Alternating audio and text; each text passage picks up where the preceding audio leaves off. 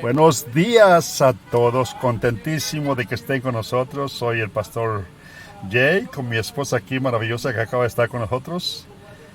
Este clima maravilloso que tenemos este día, contento que estén con nosotros. El calor está fuerte, pero qué bien, qué bien. El aire acondicionado está maravilloso en mi carro, pero bueno. Los que están en línea con nosotros, gracias también está con nosotros, que están interactuando con nosotros. Pueden conectarse con nosotros en línea también, y los que están aquí en persona, echen un bocinazo también, así que se escuche. Qué bueno, dice el pastor. Siento como que el bocinazo es el nuevo amén en la iglesia. Quiero decir que si se está posponiendo venir al servicio los domingos por la mañana, es un lugar seguro, no se sientan así. Sino que no creen que quieren conectarse con otra gente o no quieren usarse máscara, vengan, quieran. Adivina qué, nadie en sus actos lleva máscara. Quiero alabar, estar juntos. Estamos teniendo un tiempo maravilloso aquí en la alabanza. Gracias por estar aquí. Hay nuevas caras aquí. Es maravilloso. En esta semana vamos a tener buen tiempo. Estamos en esta serie que se llama El Rey, que ha sido una historia a través del Evangelio de Marcos, uno de los 4 evangelios que vemos en el Nuevo Testamento de nuestras Biblias. La palabra evangelio significa buenas nuevas, buenas noticias, y es el ministerio, la muerte y la resurrección de Jesucristo. Y Marcos es uno de los 4 evangelios más cortos, y este es la muerte y la resurrección de Jesucristo. Y siendo el evangelio más corto, fue escrito principalmente para creyentes no judíos que vivían bajo la persecución en Roma. Y todo el propósito del Evangelio de Marcos es recordarle a la gente a su rey y por qué deberían creerlo y seguirlo incluso en medio de una gran persecución por parte del gobierno romano. En el transcurso de esta serie hemos visto los cuatro capítulos del Evangelio de Marcos. Hemos visto el comienzo del ministerio de Jesús, llamó a los discípulos en 2 historias diferentes. Hemos visto enseñar, expulsar demonios, otros milagros también. Y la semana pasada Max enseñó a través de parábolas que Jesús enseñó. Estas parábolas son historias análogas que muestran puntas para las personas que escuchan a Jesús. Y Jesús usaba historias en su enseñanza. Y por medio de estas parábolas mucha gente no entendía esto, aún sus discípulos, pero Jesús a menudo lo aclaraba para ellos, como la semana pasada lo vimos. Pero Jesús usó estas enseñanzas, contaba sus historias y mostró cómo Jesús despegaba en su lancha, en su bote al otro lado del mar. Y vimos cómo esta semana vimos cómo su bote se fue a la lancha en el mar, y vimos cómo los discípulos dijeron: Señor, ¿qué crees que quieres que nos matemos, Señor? Y Jesús le dijo, ¿por qué tienen miedo? ¿Por qué tienen poca fe? Pero cuando entramos en un bote, cuando cruzan un lago, pues quieren cruzar al otro lado. Y el pastor dice que quiere hablar del tiempo de Jesús. Pero antes de ese capítulo, vamos a empezar donde terminamos el año pasado. Era en la noche, dice en el capítulo 4. Y cuando llegaron al otro lado, y una de las historias más importantes de la historia en Marcos. Ahora, en el mundo occidental es una historia que demuestra la autoridad de Jesús, que tiene incluso uno de los mayores poderes de nuestro mundo, y esa es la presencia demoníaca.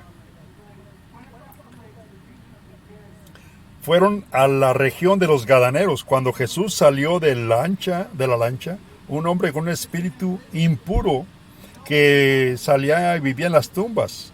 Este hombre vivía en las tumbas y nadie podía atarlo, ni siquiera con una cadena, porque a menudo había sido encadenado de pies y manos, y las cadenas no lo podían detener. y aún se cortaba día y noche y asustaba a la gente y se cortaba con piedras. Cuando Jesús vio este hombre, le gritó: ¿qué quieres conmigo, Jesús, hijo del Dios Altísimo? En nombre de Dios, no me tortures, le decía. Pero Jesús le había dicho: sal de este hombre, espíritu impuro. Y Jesús le preguntó: ¿cómo te llamas? Mi nombre es Legión, respondió, porque somos muchos. Y le rogó a Jesús una y otra vez que no los enviara fuera del área.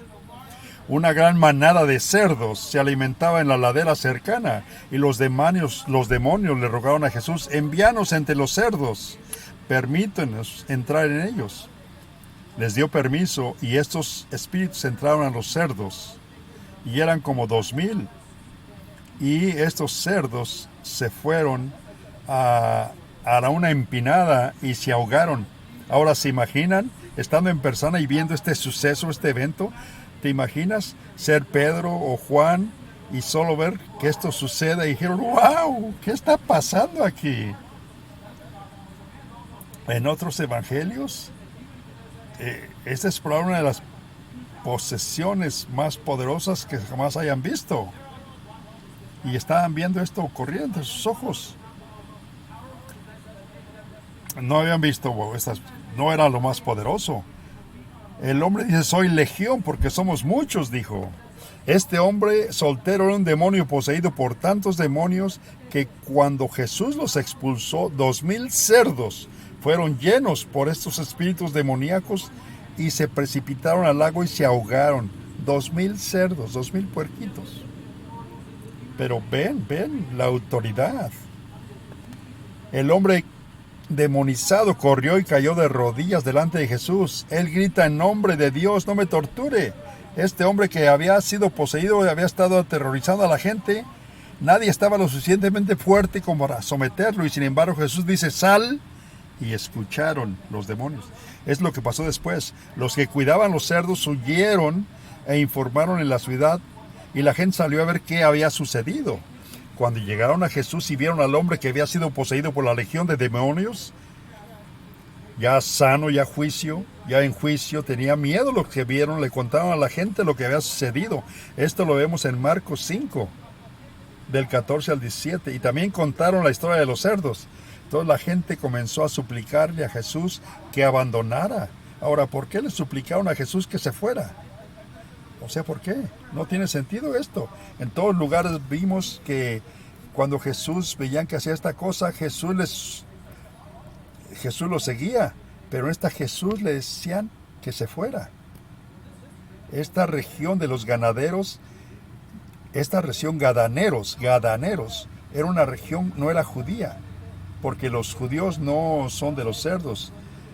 Ahora los que son judíos saben que estas gentes no eran judíos, no andaban buscando un Mesías. Los que veían era esta magia. Y cuando vieron su sustento, sus cerdos, que 2000 se ahogaron, estaban: hey, no queremos nada de esto, por favor, vete, le dijeron. Pero luego mira lo que sucede cuando Jesús estaba subiendo en su lancha de nuevo para irse. Cuando Jesús entraba en el lancha, en el bote, el hombre había sido poseído por el demonio, rogó que lo acompañara. Jesús no lo dejó, pero dijo: ve a casa con tu propio pueblo y diles cuánto ha hecho el Señor por ti y cómo ha tenido misericordia. El hombre fue y comenzó a contar en la Decápolis cuánto había hecho Jesús por él, y toda la gente estaba asombrada. Ahora, ya hemos visto en el Evangelio de Marcos que en la región de Marcos, que no querían que Jesús supieran que era el Mesías, pero en esta Decápolis, como en Tri-Cities son 3 ciudades, esta era Decápolis, 10 ciudades, que no querían que era el Mesías, pero aquí sí quieren que sepan. Le dice: ve y diles. El hombre demoníaco dice: ve y testifica lo que el Señor ha hecho. Solo le da una misión. Y Jesús le dice: ve y di cuenta esta misión para que supieran quién era este Dios de Israel en sus vidas y la misericordia que tiene. Ese era un trabajo misionero de principio. Y Jesús fue otra vez al otro lado del lago. Y ahí es donde obtenemos nuestra próxima historia. Y aquí es donde podemos ver el momento de Jesús y más específicamente su paciencia. En Marcos 5 dice, Jesús cruzó nuevamente en lancha al otro lado del lago. Una gran multitud se congregó a su alrededor. Él estaba junto al lago. Entonces vino uno de los líderes de la sinagoga llamado Jairo y vio a Jesús y cayó a sus pies. Ahora Jesús estaba de regreso a una región judía. Y aquí un religioso gobernante en la sinagoga, un hombre con autoridad y rango, arrodillado ante Jesús. Ahora, en el Evangelio de Marcos vemos que hay líderes religiosos. Muchos de los líderes religiosos no lo querían matarlo. Pero este líder estaba desesperado. Después de caer a los pies de Jesús, dice, le suplicó sinceramente, mi pequeña hija se está muriendo, por favor, ven y pon tus manos sobre ella para que se cure y viva. Jesús fue con él. La hija de los líderes religiosos está muriendo. Está desesperado para que Jesús la salve y Jesús va con él. Debe estar extático. Tiene esperanza para su hija. Si pudiera llegar antes de que ella muriera. Si pudiera llevarlo a tiempo, antes de que muera. Y luego dice que la multitud lo siguió y presionó a su alrededor. Y había una mujer que había estado sangrando con su menstruación durante 12 años. Y muchos doctores, y había gastado todo lo que tenía, pero en lugar de mejorar, estaba empeorando. Y ahora ustedes, damas, señoritas, mujeres, ¿se imaginan? 12 años de dolor y sangrando con dolores menstruales sin parar, 12 años. Y dice que sufría bajo cuidados de doctores y en vez de mejorar empeoraba más. Le había agotado todo por completo, cualquier opción médica, todas sus finanzas. Y este sanador estaba en el pueblo. Cuando escuchó Jesús estaba ahí, se apareció detrás de él y tocó su capa porque pensó, si toco su ropa me sanaré. Inmediatamente su sangrado se detuvo y sintió en su cuerpo que se había liberado de su sufrimiento. De inmediato Jesús se dio cuenta de que el poder se le había ido. Ahora, ¿se imaginan esto? Jesús camina hacia la casa de Jairo para curar a su hija. Y una multitud lo sigue apretado. Y esta mujer que sufre dolor continuo y está sangrando, está pensando si pudiera tocar su túnica, su ropa, puede ser sana. Está empujando a ver si puede tocarlo con la esperanza de poder tocar su túnica. Ahora quiero una nota rápida aquí para explicar una cuestión cultural, porque esta mujer es una región judía y la ley esta mujer era una inmunda, ceremonialmente inmunda, porque cuando una mujer tiene su flujo regular de sangre, su menstruación, la impureza de su periodo menstrual durará 7 días y cualquiera que la toque quedará impuro hasta la noche. Esto en Levítico lo muestra. Entonces, en tiempo de Jesús, esta mujer judía, si una mujer estaba en su periodo, cualquier persona que tocara sería impuro por el resto del día. Por el resto del día. Ahora, era inconveniente, podía ser impuro, pero era inconveniente porque si tenías que tomar un baño y aislarte por el resto del día y tu día pues terminaba porque ya no estabas puro. Ahora dice el pastor, no sé seguramente si entendieran la comprensión de la menstruación, porque parecían tratarla más como una enfermedad de lo que realmente es. Pero eran las leyes. Por estos requisitos, la mayoría de los hombres evitarían la impureza siempre que pudieran. Y en escritos judíos que vemos, usted ve que el peligro de impureza aumenta hasta el punto de que muchos maestros a quienes Jesús clasificó evitarían tocar o incluso estar cerca de mujeres por completo para que no se contaminaron accidentalmente. Eso apesta, eso es tonto, dice el pastor. Y esta mujer estaba viviendo en ese tipo de cultura. No podía ser educadas, al menos una semana al mes. ¿Se imaginan? Eso apesta, es tonto. No podían ser educadas, nada. Una semana al mes de nuevo. o más, solo por su periodo. Es la realidad en la historia. No ha sido fácil, mujeres, señoritas. Es verdad, es verdad. Y aún a lo largo de nuestra historia, de nuestro mundo, aún este tipo de pensamiento aún existe el día de hoy, pero como deben saber, Jesús no le importó lo impuro. Y ya vemos cuando sanó la lepra, la menstruación, la lepra tocaba a él la gente, no se preocupaba la promiscuidad sexual. Y cuando la mujer estaba atrapada en el adulterio, no, él tenía amor. Esta mujer tuvo un periodo menstrual por 12 años consecutivos. No podía tocar a nadie ni ser tocada por nadie, nunca. Siempre estaba inmunda, sucia. Tal vez estaba divorciada, si estaba casada, o tal vez estaba marginada de la sociedad judía. Pero ella tocó su ropa e inmediatamente su sangrado se detuvo y su cuerpo fue liberado del sufrimiento. Fue limpiada por el poder de Jesús y él lo supo, lo sintió. Entonces, en medio de la multitud que estaba presionada a su alrededor, se dio vuelta y dijo: ¿quién tocó mi ropa? Y los discípulos, esto dice el pastor, le encanta. Señor, ves a la gente que se apiña, se pega contra ti y preguntas ¿quién me tocó? Señor, todos te tocan. Señor, todos te están tocando. Pero Jesús buscaba alrededor. Pero la mujer, sabiendo lo que pasó, cayó a sus pies, temblando, y contó toda la verdad y contó. ¿Y por qué estaba temblando de miedo? ¿Por la ley de lo que sabía? ¿Porque pensaba que lo que era egoísta? ¿O por qué este acto? No estoy seguro, dice el pastor. Pero Dios, Jesús, le dice toda la verdad. Ella le cuenta toda la verdad y le cuenta toda la verdad enfrente de todo. Dice, por 12 años, dice, me ha pasado pero toqué tu ropa, dice, y me paró este flujo. Y en pocos segundos vemos lo demás. Ahora recuerden el contexto de la historia. Jesús estaba haciendo algo. Jesús estaba ¿a dónde iba? Iba a casa de Jairo.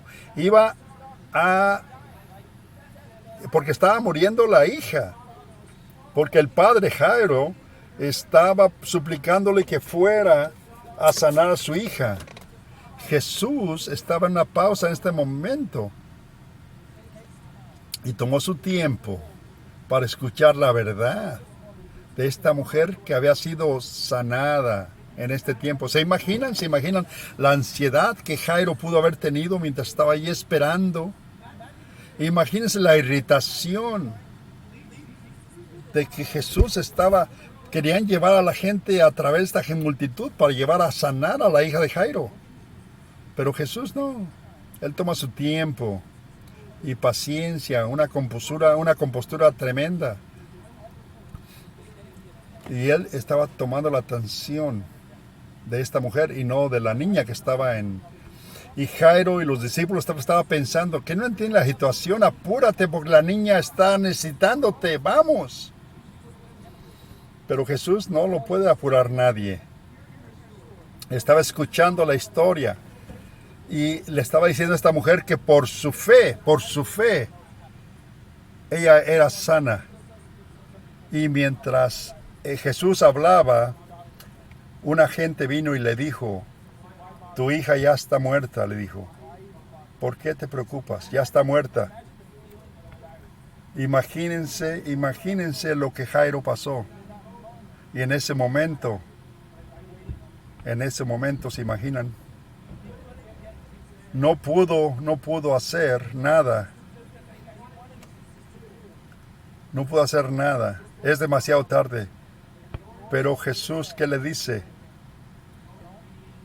No tengas miedo, le dice. Nomás cree, le dice. No tengas miedo.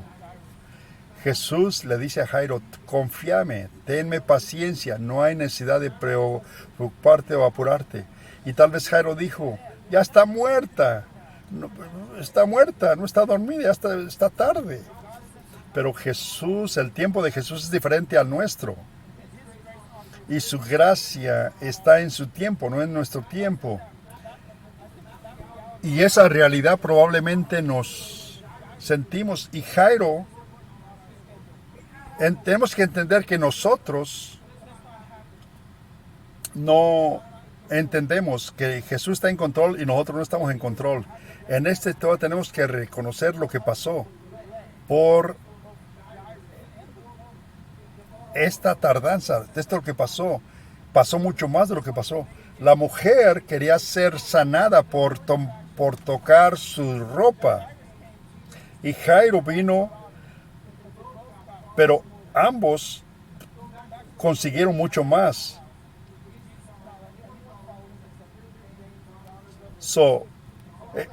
Solamente Pedro, Jacobo y Juan los siguieron. Cuando llegaron a la casa del líder de la sinagoga, había una gran conmoción con gente llorando en voz alta, y entró y les dijo, ¿por qué hay tanta conmoción y lamentos? Dijo, la niña no está muerta, sino dormida. Pero se rieron de él. Se rieron de él. Todas estas personas que estaban de luto por la hija muerta, ¿saben cómo se ve la muerte? Ella está muerta. Está muerta, no está dormida. Entonces Jesús, ¿qué fue lo que dijo? Los envió a todos fuera de la habitación y dice, tomó al padre y la madre del niño y a los discípulos que estaban con él y entró de donde estaba la niña. La tomó de la mano y le dijo, Talita koum, que significa niña, te digo, levántate.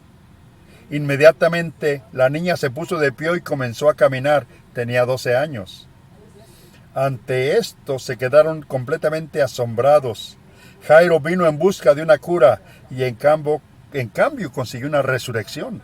A veces vamos a Jesús en busca de ayuda y obtenemos mucho más de lo que teníamos en mente.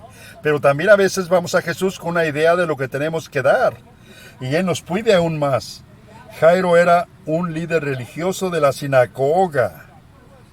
Estaba en el mismo grupo de personas que buscaban a Jesús, pero porque su hija se estaba muriendo, pensó, vale la pena intentarlo. Tal vez estoy dispuesto a ver si puedo hacer que Jesús venga a mi casa antes de que mi hija muera. Tal vez pueda confiar en Él para sanarla. Pero cuando ves cómo se desarrolla la historia, Jesús exigió más de este hombre. Porque cuando llegó la noticia de que Jesús no llegó a tiempo, miró a los ojos de este hombre angustiado y dijo, confía en mí.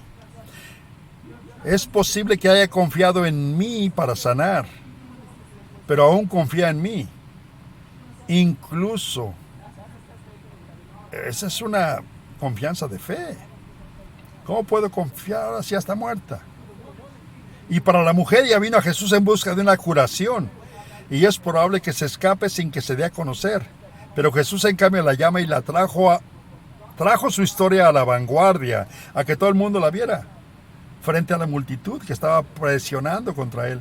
Esto podría haber sido una amenaza para ella. Lo que hizo ceremonialmente hizo que Jesús fuera inmundo. Tocó a un rabino. Entonces, ¿por qué Jesús insistió que ella lo hiciera público? En una cultura donde esto es impuro. ¿Por qué? ¿Por qué insistió en que se hiciera público Jesús? En una cultura en que las personas a menudo consideran a las mujeres menos estables, emocionalmente débiles, sin educación en comparación con los hombres. Y especialmente para una mujer que estuvo completamente marginada socialmente durante 12 años, Él dijo, hija, tu fe te ha curado, ve en paz y libérate de tu sufrimiento. Jesús estaba elevando el poder que esta mujer tenía en su fe, una fe que ya hemos visto incluso a sus discípulos luchando por mantener esta mujer lo tenía. Y Jesús la elevó a una posición de ejemplo para que todos los que estaban con él, todos aquellos que sabían que ella era inmunda, porque eso es lo que Jesús siempre hace con las mujeres y los hombres que la sociedad clasificaría como no calificados o marginados. Porque Jesús continúa haciendo eso y lo vemos todo el tiempo. porque la sociedad calificaría como no calificados. Los hombres los califica incluso para los que lo rodean. A los que con los leprosos, con esta mujer, lo hace con una mujer que estaba atrapada en adulterio, una que le iban a apedrear, ¿se acuerdan de esa historia? Una mujer en el pozo que estaba segregada racialmente en la samaritana. Los judíos odiaban a los samaritanos. Continuamente dentro y fuera de matrimonio esta mujer y relaciones disfuncionales y mucho más. Y Jesús siempre se reunió con ella. Y eso hace por todos nosotros también. Y es por esto, por todos nosotros nos ama profundamente. Cuando levantó a esa niña de entre los muertos, dijo, Talita koum. Es decir, mi niña, es hora de levantarse. Y esa palabra, talita, es un término de cariño. Hubiera sido como si Jesús la hubiera agarrado de la mano y le dijera, querida, mi cariñito, mi pequeña, es hora de levantarse. Y así es como Jesús nos trata. Y lo hace a su debido tiempo. Esta niña murió. La muerte es la mayor oscuridad conocida por la humanidad. Y Jesús en esta historia demostró que tiene autoridad incluso sobre la muerte. Y muchos de nosotros hemos experimentado antes el tipo de amor y cuidado tierno con el que Jesús nos lleva a través de la oscuridad. Y algunos de nosotros no lo hemos hecho. Muchos de nosotros hemos tratado de atravesar esos momentos en nuestra solitud, solos. Y Jesús quiere tomarte de la mano si lo dejas. Si lo dejas.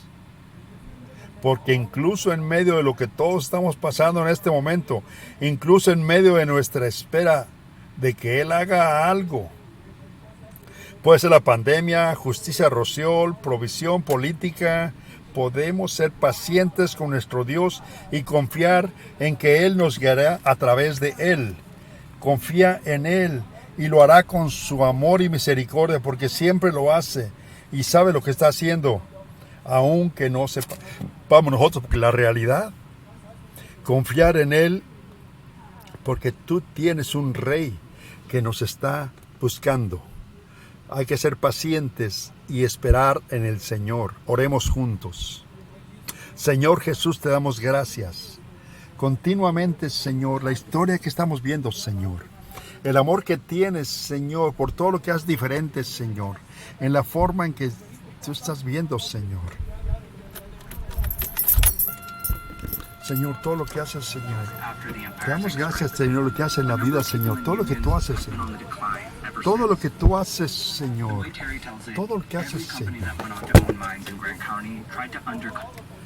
Todo lo que haces, Señor, la realidad es de que nunca somos pacientes contigo, Señor. Por la realidad, Señor, que nunca confiamos, pero las cosas, Señor, pensamos que lo podemos hacer, pero la realidad no es así, Señor. Siempre esperamos en ti, Señor.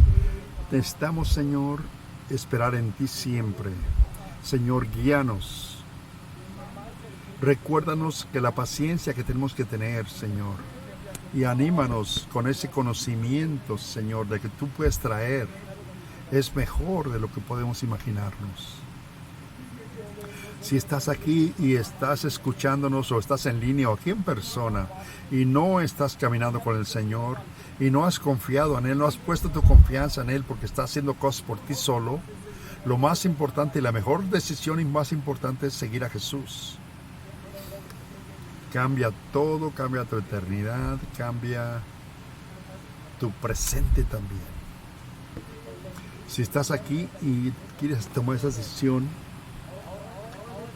todo lo que tienes que hacer es: Jesús, rindo mi vida a ti. Y la Biblia dice que si crees en tu corazón y confiesas con tu boca que Jesús es el Salvador, si estás en línea, puedes hacer esa decisión. Aquí en persona también hay grupos aquí que te pueden ayudar. Puedes confiar en Dios y hay gente que puede orar contigo. Te animamos a que lo hagas. Dios es para nosotros. Él está cuidándonos. Hay algunos aquí que se sienten amenazados por lo que está pasando. Se sienten desanimados o enojados, no seguros, desesperados, Pero mi ánimo y mi reto para ustedes es que pongan su confianza en el Señor. Pongan su confianza en el Salvador del mundo, nuestro Rey. Te amamos, Señor, te alabamos este día. Continúa, Señor.